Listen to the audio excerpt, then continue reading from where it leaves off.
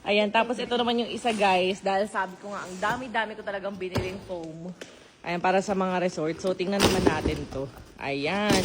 So, ganyan nga lang siya guys, pagka dumarating. Super sealed talaga siya, kaya masusure mo na maayos ang iyong kama at hindi punit. Ayan, o diba, may spring-spring siya. Kitang-kita nyo guys, ayan eh. And, ayan. Kukunin lang siya ng ganyan. And pag bubuksan mo siya, magiging ganyan agad siya. So anyway, tingnan natin kung iba-iba kasing design yung pinipili ko guys. Ayoko nung same. So ayan, yung open lang siyang ganyan.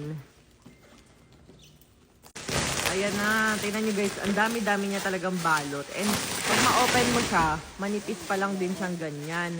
At kailangan mo siyang pasingawin. Parang yung unan guys, alam niyo yun. Pag sumingaw siya, lalaki na rin yan. And meron na nga rin pala siyang kasama na parang pangbukas. Dahil may nakita ako dati nito, grabe, napunit yung kama niya. Nagupit na, ganun. Ayan siya guys. Parang magic pillow, ganun.